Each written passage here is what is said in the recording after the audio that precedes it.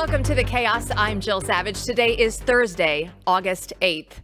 Yesterday, independent journalist Matt Taibbi confirmed earlier reporting that former Congresswoman Tulsi Gabbard was placed on a terror watch list under the Quiet Skies program. Here to break this down for us is Sonia Hightower-Labasco, who blew the whistle on this story as reported by Undercover DC. So, Sonia, thanks so much for joining us. How does an Army Reserve officer like Tulsi Gabbard suddenly end up on a terror watch list? I mean, Jill, if you just didn't think anything could get worse in our country, this lets you know just how rock bottom we've gotten. We still don't know how Miss Gabbard and her husband were placed on this terrorist watch list. So we're still trying to figure that out. I mean, we're internally in the Federal Air Marshal Service. We have federal air marshals deployed all over the world and domestically, and there's no one within the agency that can answer that question. Why do you think then that Tulsi and her husband were targeted? Well, this isn't the first time that we've been blowing the whistle on TSA for putting people on watch lists because of their political opinions. So this is my opinion. I do believe that she's been targeted because of the Biden-Harris administration and how vocal that she has been against their absurd policies. Yeah, let's go ahead and take a listen because we have heard Tulsi speak out against the cartel before. The troubling part about all this is it's not even people who we vote for. When you look at what happened when President Biden had that infamous debate with President Trump, it exposed the reality that many of us have known for a long time, which is that President Biden has not been the guy calling the shots. He has not been the guy making the decisions, nor has it been Kamala Harris, for that matter, nor will it be if she is elected president. It is this cabal of, the Democrat elite, the woke warmongers, made up of the likes of Hillary Clinton and Barack Obama and, Tony Blinken and Jake Sullivan and, people who are in the military industrial complex, people who profit from us being in a constant state of war. It is those in the administrative state, in the national security state, who derive more authorities and ability to take away our liberty when we are in a heightened state of crisis. Sonia, later on today's show, we're going to talk about the UK and them censoring for going out there and putting social media posts up that they don't like. But the last I checked, we still had the First Amendment here in the United States. So Tulsi Gabbard should still be able to say all of this stuff, no? Yeah, well, I mean, we do have a constitution, but unfortunately, unelected bureaucrats at TSA are trying to enforce this unconstitutional policy on Miss Gabbard, her husband, and many others. I mean, this isn't the first time they've lied and put somebody on a political watch list within TSA. And I hope that Miss Gabbard, I mean, she's a serving military lieutenant colonel. I mean, how disgusting can we go in an agency to where we were brought over after 9/11? We were brought over to stop another terrorist attack and to thwart a hijacking. I think there is zero opportunity or zero issue with Miss Gabbard flying with her husband anywhere in the United States or worldwide. She's not a threat. Sonia, what exactly do we know about the criteria by which they place people on the Quiet Skies list? Is this something where, it's just political targeting, we don't like these people, or do they actually have set criteria that allow them to go after political opponents? Well, the TSA is going to say that she or her husband or someone in her connections violated an algorithm or a rule. But there's also one other thing that can happen. If you get sideways at the airport with anyone in the airport in TSA, and let's say you give them a side eye or you have some comment to say back, they can go in and issue you status on this list. So, who monitors this list? TSA, this national security database. And I want to make it clear, Miss Gabbard isn't just on an internal TSA list. Once you're placed on this terrorist watch list, this can go out to local law enforcement when you get pulled over for a traffic stop. I mean, think of the chaos this could create for an individual if they're on a traffic stop and a law enforcement officer pulls up and sees that they run their name and they're on a terrorist watch list. It can create a lot of bad things. And according to the report, it says that Gabbard is unaware that she had 2 explosive detective canine teams, 1 transportation security specialist for the explosives, 1 plainclothes TSA supervisor, and 3 federal air marshals on every flight that she boards. This seems a little bit excessive. I mean, to go through and put all of that on somebody that we know that has served this country, my mind is blown that the list is that extensive for Tulsi Gabbard. Mine too. I mean, I've deployed on these missions before. I've done these actual missions. I was an air marshal and I deployed on these missions. And I also was a supervisor that worked within the airport arena in regards to when someone that's put on one of these terrorist watch lists.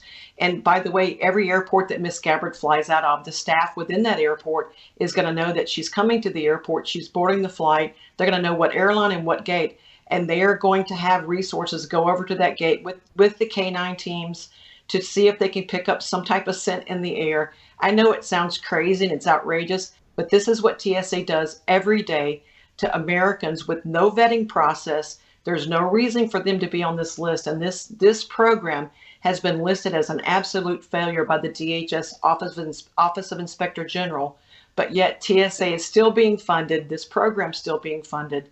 We need to stop this type of overreach and unconstitutional actions by TSA. You got to love it. It doesn't work. That's always in the fine print, too. It doesn't even work. It violates the Constitution and the rights of Americans. So how many people are on this list where you think it's politically motivated? How many other people are there right now who may not be aware that they are also being essentially targeted?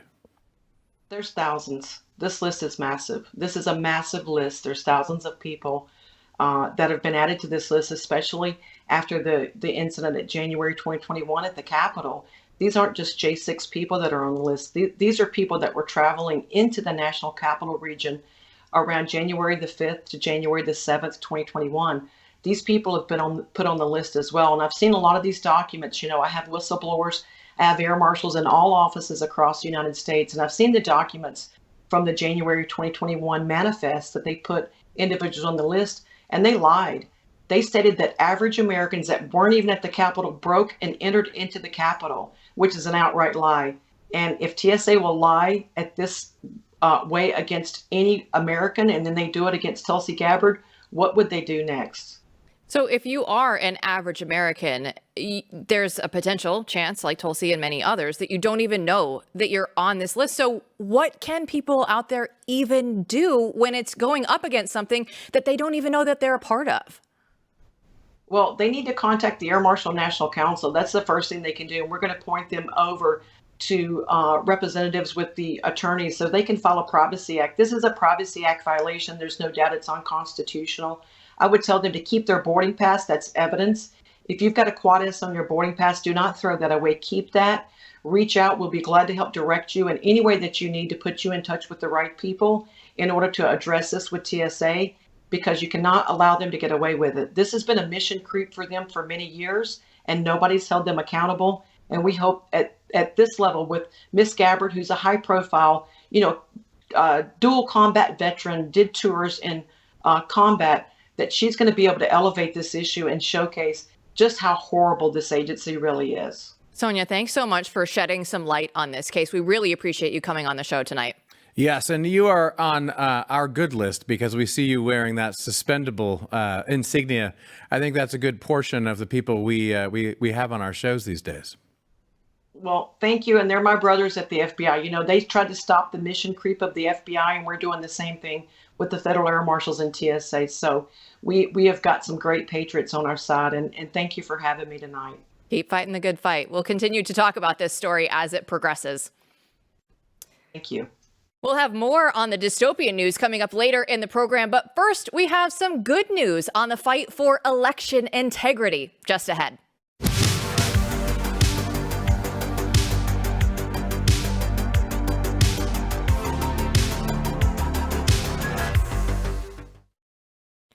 As November quickly approaches, election security is making headlines in various states. In Virginia, more than 6,000 non-citizens were removed from voter rolls, and this was revealed in a new executive order from Governor Glenn Youngkin.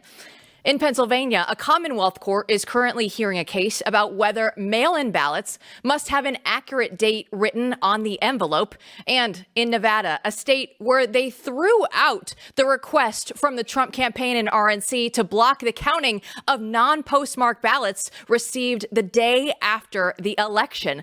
So here to break it all down for us is Cleta Mitchell. She's the Conservative Partner Institute Senior Legal Fellow and the founder of Election Integrity Network, which is the national hub for communication for citizens dedicated to protecting American voting system. So Cleta, definitely a subject matter expert on all of this. Let's start with Virginia. And what can you tell us about the executive order that was issued by Governor Youngkin? Well, I can tell you that there are a lot of citizens in Virginia who've worked really hard to bring all of these matters to the governor's attention and also to the attorney general as well. And so they would tell you, oh, we have so much more to do. And I don't disagree with that, but I want to congratulate Governor Youngkin. I wish that every governor would do what Governor Youngkin has done and instruct the Secretary of Elections if there is such a person in the state. Sometimes they're elected separately, but the governor can have a lot of influence. And look, I mean, the fact the Democrats say there are no non-citizens on the rolls and there are no non-citizens voting. I talked today with the citizens group that's done all the deep dive into the data in Virginia, and they tell me that they have identified at least 900 votes cast, just closer to 1,000 votes cast by just in the last 2 years by some of those who are removed from their rolls. So when the Democrats say, oh, they never vote, that isn't true. So this is a really big challenge for America, I think, as we move into the fall elections. And we formed a national coalition on only citizen voting. And you'll be hearing more about that as we go. But Governor Youngkin addressed a lot of issues that needed to be addressed. We would like to take his executive order and get other governors across the country, Democrat and Republican, to take steps to do what Governor Youngkin has done and to do it every day between now and the time the election's over. Cleta, that's astounding. I've been reliably informed for 4 years that never happens. If this is happening in Virginia, and I'm so glad you're banding all these people together to stop it everywhere, what do you think the scene looks like everywhere else in terms of how many non-citizens are prepping to vote? Well, I think that one of the things that's problematic is I think there are a lot of leftist advocacy groups that are prepping for non-citizens to vote. We have these groups that are going to the border. There have been documented videos of going to the border where these leftist groups are handing out. It's going to be funny because they were handing out Biden flyers. And so now I guess they've got to figure out how to tell all those people to vote for Harris.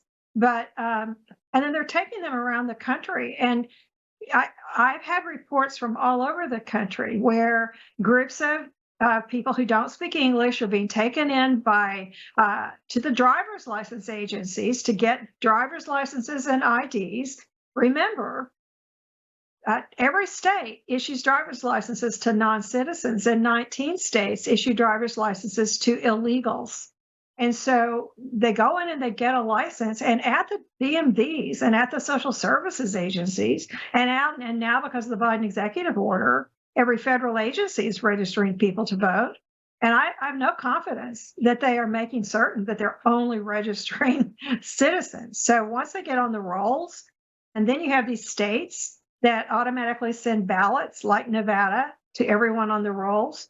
So it's a very big challenge. And this has been building for a long time. And right now, what we have to do is call a lot of public attention to it and make people go into their DMVs and ask the questions, are you registering people when they don't have citizenship data? And they have to have documents to get a driver's license. And so the DMVs know, and we're trying to get the Department of Motor Vehicles all over the country to run the voter rolls against the DMV data to try to get rid of these non-citizens. That's one of the ways they were able to do it in Virginia. Every state should do that. When you look at Pennsylvania, it's a critical swing state. And we know that they have court cases currently trying to see if they can accept or reject ballots after the election day. So what is the state doing right now in Virginia in regards to the voting system? You mean in Pennsylvania on the voter roll, on the dates on the ballots? Look, the problem in Pennsylvania started in 2020 when the Supreme Court of the state flipped to become a Democrat-led, dominated state Supreme Court. And you have a Democrat governor, and the Secretary of State in Pennsylvania is appointed by the governor. And they just started, the Democrat Secretary of State just started issuing edicts saying that you didn't have to have signature verification and matching in any of the counties. And that was a memo that went out in September of 2020. And because of COVID, I didn't know that COVID made you unable to write your name. But since then, there have been multiple situations where the election director, the Secretary of State, has said, just because this is a statute and says you have to have the correct date on the mail-in ballot, we're just going to act like that isn't the law. And then the problem is when Republicans file suit, the lower courts will usually follow the law, and then it goes to the state Supreme Court, and they say, no, you don't have to follow that law. So I don't have a lot of confidence in the courts in Pennsylvania at the present time. The lower courts, yes, but not the Supreme Court, because it's very partisan Democrat, and they're just disregarding the statutes of the state of Pennsylvania. So it's going to take a lot of effort. There is a group of citizens, patriots all over the state in the Pennsylvania Fair Elections Coalition, and they're going to their counties one by one, asking their county commissioners and their election boards to agree to adopt a resolution that they're going to follow the law, and try to get as many counties in the state of Pennsylvania to agree to follow the law. Not much we can do about Philadelphia or Pittsburgh, but hopefully we can get as many other counties as possible to follow the law. But if it's close in Pennsylvania, you can count on Philadelphia coming in with a lot of votes that should never be counted. Cleta, so many people in our audience and throughout the country have this one big question that I'm sure you get all the time, which is this going to be better than last time? In other words, if we look at where we are now as opposed to before the 2020 election, has progress been made when it comes to election integrity, and how much progress has been made, and how far do we have to go? We've made a lot of progress. We've had, the RNC has established an election integrity unit for 2022, and they started over, which I didn't think was very advisable, but they started all over again for 24. And they have an election integrity department now, and they are recruiting many, many poll watchers and observers in the key states. And that's key states for the presidency and key states for the Senate and the House. So it's 18 states where they're working. I founded the Election Integrity Network in 2021, and we've been recruiting and mobilizing and training and deploying citizens for the last 3 years in all manner of areas, whether it's cleaning voter rolls, learning about how to oversee the technology that's used in voting, getting to know what the election officials are doing in their counties and states. And so, yes, I think we've made a lot of progress. Have we overcome the massive changes in our election system that the Democrats and their left-wing billionaire-funded myriad hundreds of groups have been able to do over the last decade? No. But I just think that the more people get involved and become observers and sign up to help, and I'll come back to the only citizens vote situation. We have a national coalition, the Only Citizens Vote Coalition, and we're trying to shine a big light on this and get people engaged in watching this, kind of like Neighborhood Watch. Maybe it's the DMV Watch, to try to see what's going on in your communities about non-citizen voting. So I guess I would say we're far ahead of where we were 4 years ago, because now we know. And all the people who've been involved in this process over the last 3 years with me and in states all over the country have done amazing work, and they're very knowledgeable very knowledgeable about what the challenges are. And I just learned today, I'll give you, there is good news happening. I just learned today that there will be observers in Wisconsin to observe the drop boxes that the state Supreme Court illegally allowed to be reinstituted, even after the former lawful Supreme Court said were not authorized under Wisconsin law. They elected a Democrat in April, and now all those cases are being revisited, one of which is the drop boxes. And originally they were not planning, the Republicans weren't planning to have any observers. And a group of citizens and the state election integrity director were able to persuade the RNC and the powers that be. We need drop boxes we need observers for all of these drop boxes. So look, it's a lot of people that we need to watch and to be diligent and to be able to know what's going on. And hopefully we can deter bad conduct that way. We have victories every day, but we have challenges every day. Yesterday, the Georgia State Election Board, we now have a very strong election integrity majority on the state election board for the first time, and they adopted several rules that will help ensure the integrity of the election. But I have no doubt that the Democrats and their left-wing allies, and supported by Governor Kemp, by the way, that they and his chairman on the state election board. I know people got upset with President Trump for calling out Governor Kemp and Raffensperger, Secretary of State, and the Attorney General, Chris Carr, but there were no help in 2020 to make sure that the election results were accurate. And they've done nothing but fight the election integrity movement in Georgia ever since. But we had some victories yesterday. We've got a long slog ahead of us. But I can go through state after state and tell you, we've got people on the ground working and doing the really granular, tedious work of trying to get those voter rolls cleaned up and trying to make sure that ballots aren't going to people who are eligible. We are forever grateful for you doing that work and for coming on our show today here, Cletus. Thanks so much. Thank you all. When we come back, Blaze TV's The Cover-Up chronicles how government bureaucrats like Anthony Fauci were able to get away with ruining lives during the COVID era. We caught up with Blaze TV host Matt Kibbe while he was in town to catch us up on the second installment of the docuseries. That is just ahead.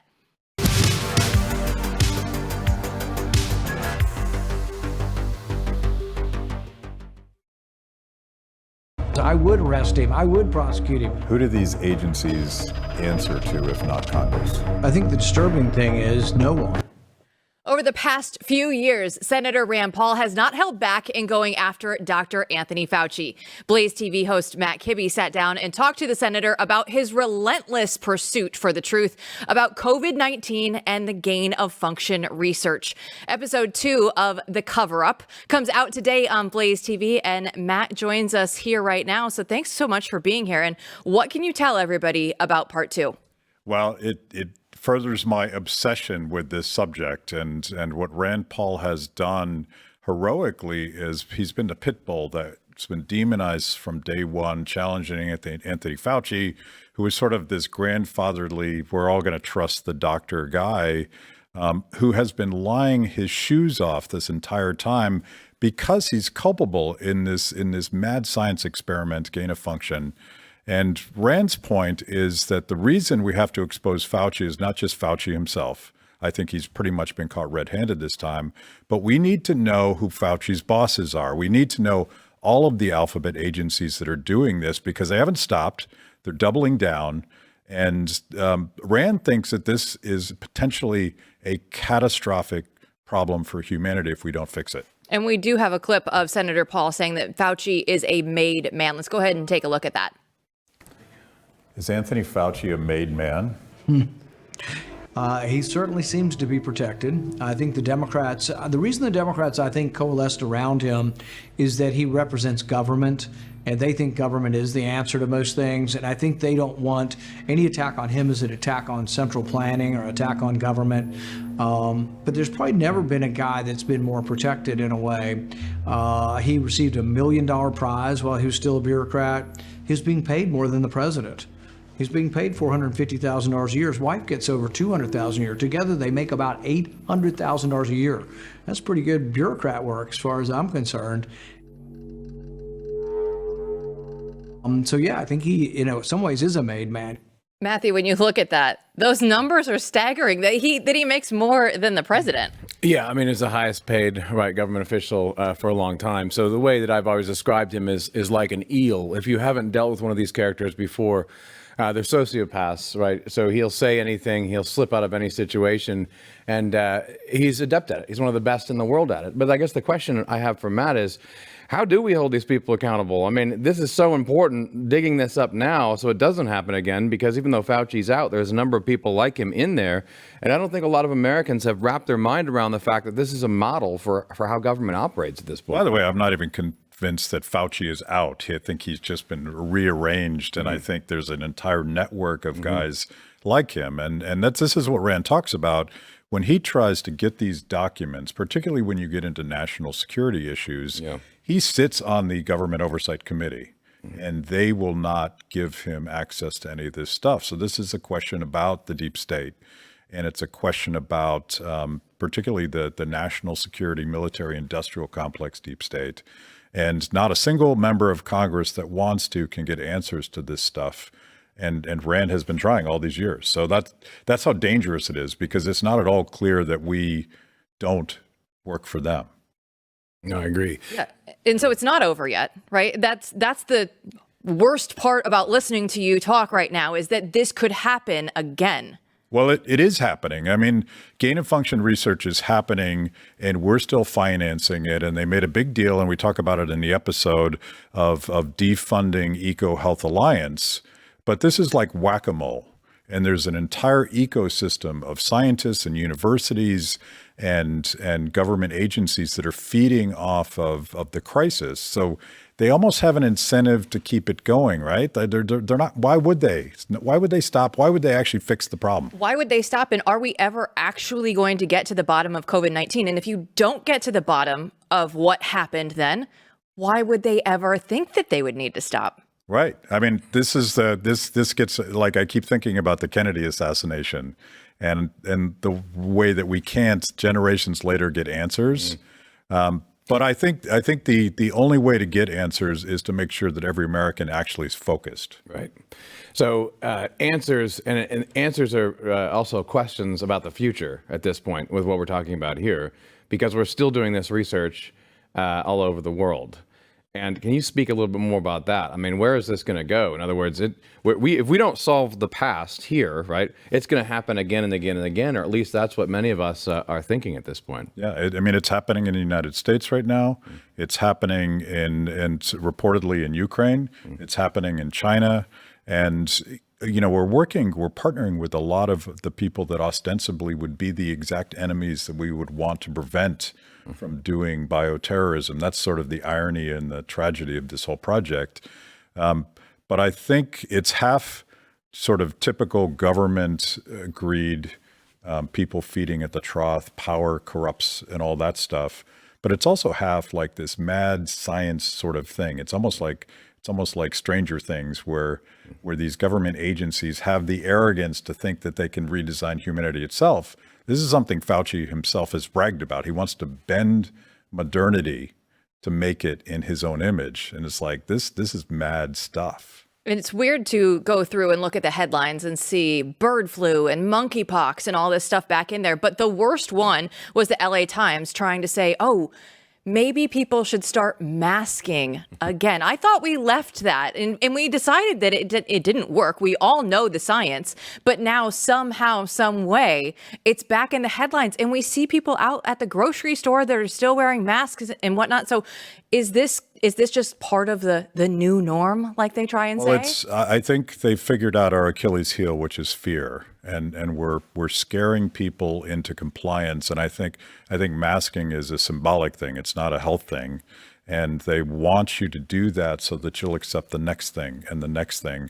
And this is why we have to talk about it. This is why we have to get people to understand that your government is doing things that are wildly dangerous, that are going to fundamentally impact your life and your family and your country. And the only way they're going to stop is if everybody demands that Rand Paul gets access to those documents. He's now finally has these bipartisan hearings. He's gotten his Democratic counterpart to agree to these, and that's a great step in the right direction because people are finally hearing about some of these things for the first time. But it's not enough. Like he needs to be the chairman, and he will need an administration that actually cooperates with this stuff because right now it's just a cover-up. So is Senator Paul, is he getting help then? You mentioned a couple people, but is he getting the help that he actually needs to get this done? Most of the help he gets is from outside government. And there is a beautiful network of scientists and investigators and citizen sleuths that are actually the ones uncovering all the information that he originally confronted Fauci with. In this episode, we talked to Dr. Richard Ebright, who has been going after Fauci since literally 2001. As a Democrat himself. Yes, as a Democrat who voted for Biden. And he's been trying to get people to pay attention to this wildly dangerous, insane thing that Fauci has been leading all of these years. He's finally getting some oxygen. And I hope to have him on a later episode because he's more than a whistleblower. He understands the entire paradigm. And the latest headlines, of course, everybody knows that Kamala Harris has named Minnesota Governor Tim Walz as her vice presidential running mate. And he didn't fare so well, though. He got in right before the BLM riots, right before COVID started. He didn't do very well, though, as the governor of Minnesota. Well, not if you think that destroying families and destroying economies is a bad idea, because he is some sort of weird combination of totally woke, totally authoritarian, lockdown lunatic. He actually had a snitch line where he was demanding that neighbors report on neighbors if, God forbid, they were actually picnicking in their backyard without an approved person. That's how insane this is. It's so granular. And again, it's about behavior. If they can make us conform our behavior when it comes to masking, when it comes to not being allowed to leave your house, when it becomes not allowed to go to the playground with your kids, they can do anything to us. And too many Americans have sort of said, well, okay, if it's for our health, you tell me this, I'm going to trust you, I'm going to do it. I'm not sure that Americans are going to buy that anymore. Yeah, that makes a lot of sense to me, but I'm not sure about it because people like Walz still exist, and now he's a vice presidential candidate. On the other hand, the important work of cover-up is to remind people of what was done to them. In that respect, Richard Ebright's very interesting to me, and I can't wait to see this because we have had a great series of articles on him. You can read them at The Blaze called Lab Wars that Leon Wolf wrote for us. And the story really is astounding because the left was against this until they were for it. It really is a uniparty issue. Do you think that there's more people aware who are fighting in Congress than in the past? No, I think it's still a pretty lonely slog. I think even politicians who might be sympathetic to the point of view we're talking about, it's easier for them to move on. Mm-hmm. So again, like this, ultimately, accountability is going to come from the bottom up. Accountability is going to come from informed people that insist that our government and government officials hold the bad actors to account. But more importantly, the push that Ebright and Rand Paul are pushing for is basically fundamental restrictions on this kind of mad science gain-of-function research. And it's all so important, and we are very excited to watch episode 2. So Matt Kibbe, thanks so much for joining us here. Thanks for having me. And you can watch episode 2 of The Cover-Up on BlazeTV. Thanks so much, though, for joining us here. We'll be back with more right after this.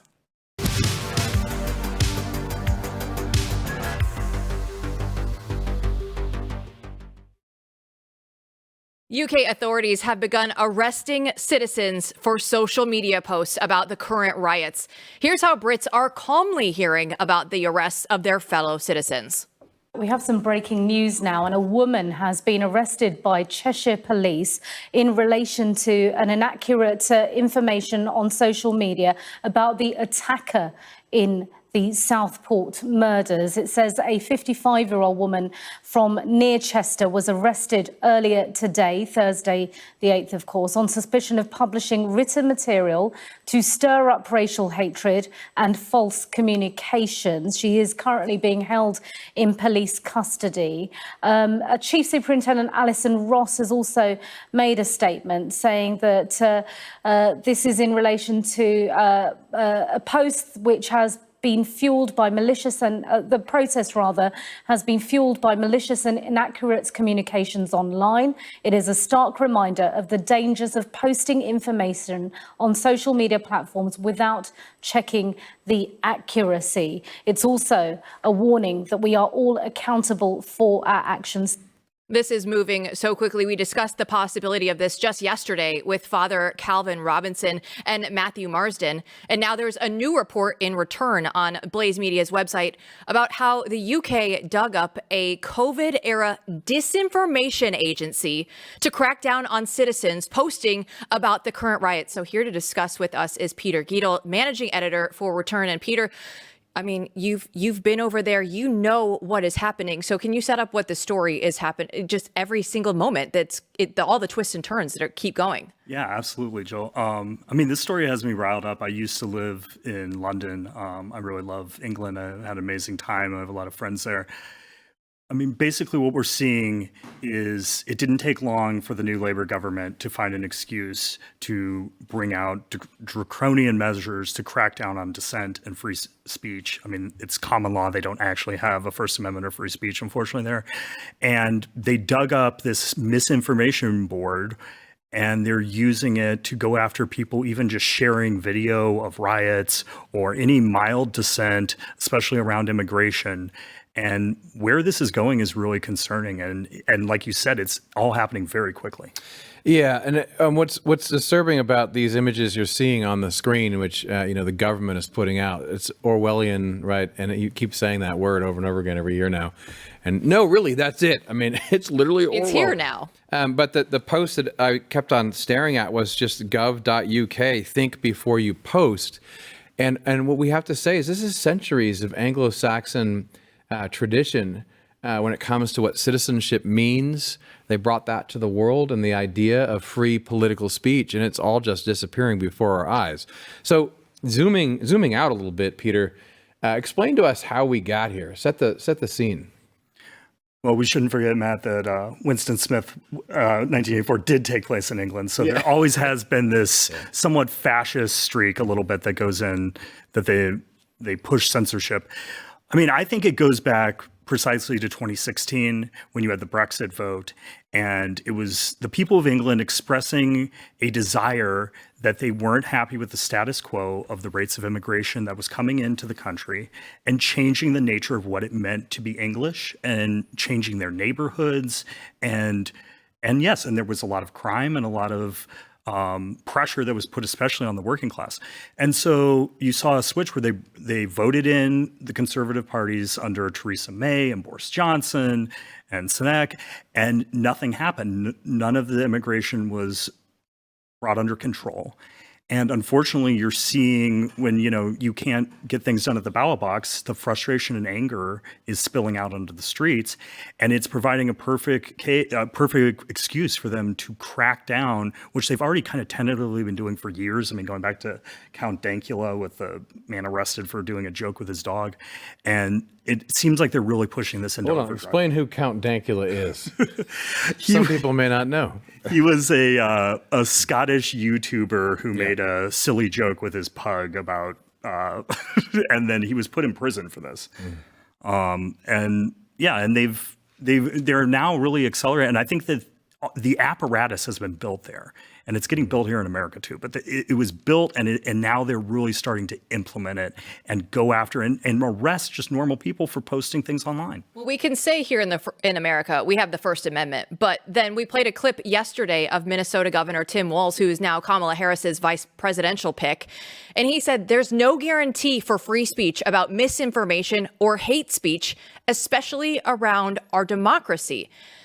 We see it happening in the UK right now. How long is it until it makes its way over the pond?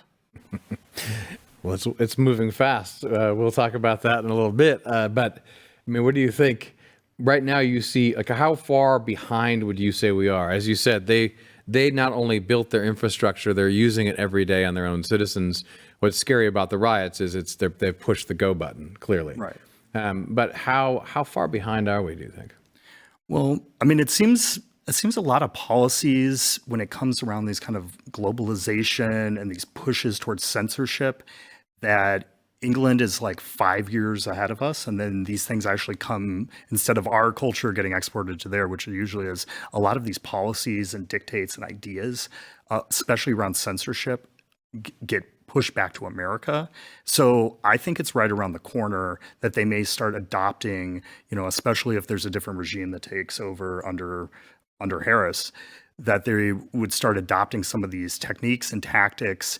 And I mean, unfortunately, the surveillance state has already been set up here, and they just need an excuse to, as you say, turn it on. And it appears like they're going full totalitarian, unfortunately. We do have some good news, though. When we come back, we're going to talk about Elon Musk. Peter's going to stick around because we're going to explain how he single-handedly beat the internet advertising cartel. It's an update from a story we covered yesterday. You don't want to miss it.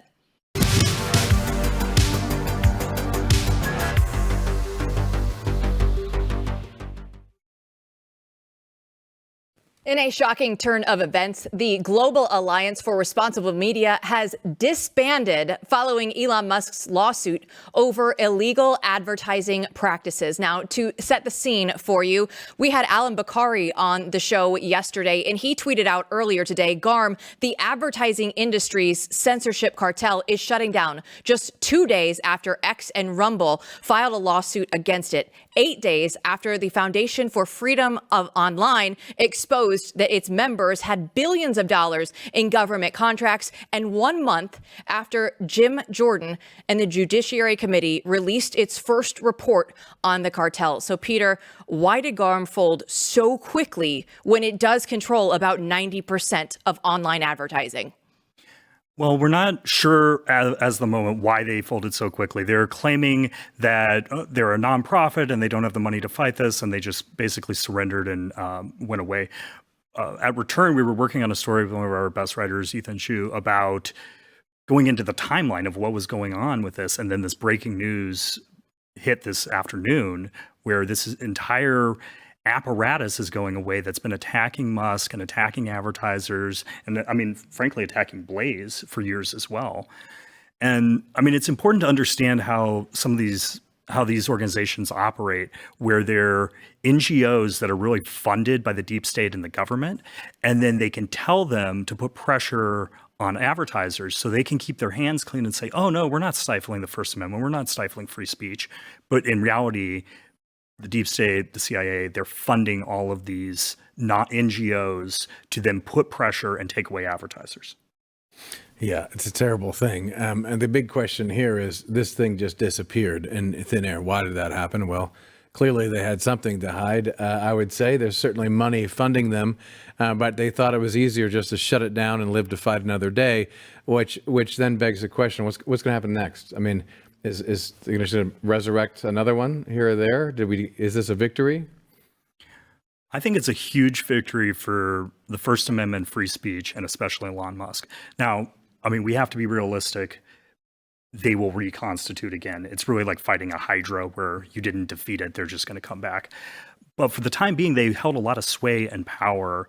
And so unless there's another organization just waiting in the wings secretly, it'll take a little while to reconstitute this. So in this election cycle, for the time being, to get rid of an impediment that was really putting an extreme amount of pressure on X and Musk, and I mean, quite frankly, most of conservative media trying to strangle ad dollars coming in, I think it's something to be happy about on a positive day. And we could weave these two stories together, the things that are happening right now in the UK with censorship of social media and Elon Musk. If he didn't go out and buy Twitter, we all saw the censorship of the Hunter Biden story and so many other things that they could have continued to do. So I don't think that we can overplay this, Peter, because we do see what is happening across the pond right now.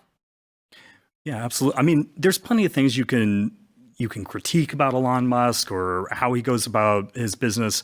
But at the end of the day, I mean, conservatives have been talking about these issues for years, and it seems like he's one of the few people, it's not Congress, it's not the RNC, he's one of the few people that's gone out and actually fought on behalf of free speech.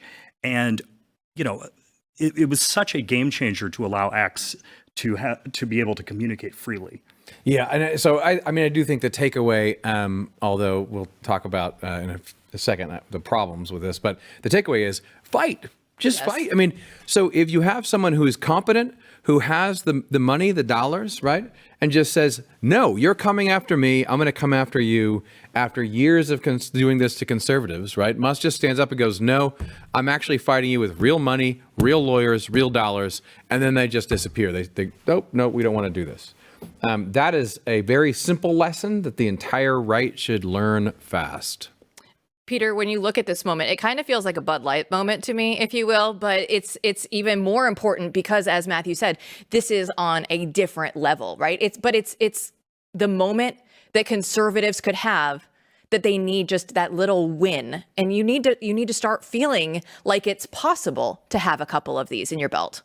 Yeah, I mean, that effect can snowball. I mean, a lot of it also, the big part of this also is it's not about memes, or it's not about going, oh, they're hypocrites. It's about wielding and using power and understanding how the levers of power work in media and these NGOs and these organizations, and Musk understands this implicitly. Yeah. So now the stage is set for businesses to be able to advertise with whoever they want and vice versa, right? So we would hope that tomorrow people are going to be calling up the Blaze saying, you know what, I can advertise with you now. But something tells me it may take a little longer. But this opens the path for people to be free and us actually to have a free market where you're able to advertise with whoever you want. Again, it's retaking the institutions that we already have and combining that along with a parallel economy, Matt. Yeah. So the important thing here is now for business owners to act, right? You have to go out and find people. You shouldn't be dependent upon the woke advertising complex. You should be giving your book of business to people who are just as talented, who want to work outside of that complex and will do just as good a job. No one believes that now. And the other thing for businesses now as well, if you want to break outside this, is you have to find a CMO who also isn't some purple-haired lunatic. And I'm telling you, very conservative business owners will still hire from the same schools and places because of their credentials. And what's going on is Musk is blowing up the boxes and giving you the opportunity to think outside the box and stop hiring people who hate you and stop hiring advertisers who hate you and your audience. Peter, thanks so much for joining us tonight. We really appreciate you coming in. Thanks so much, Jill. Matt? We've avoided World War III one more day. I think we count that as a win with the news cycle the way that it is right now. Yes. Every day that we just get a little bit more sense of normalcy, we are going to take it. But make sure that you go back and subscribe to this podcast on your favorite podcast platform. Don't forget to rate and review the show. It helps everybody else to go find it. We appreciate 5 stars. We'll be back with you to break it all down tomorrow.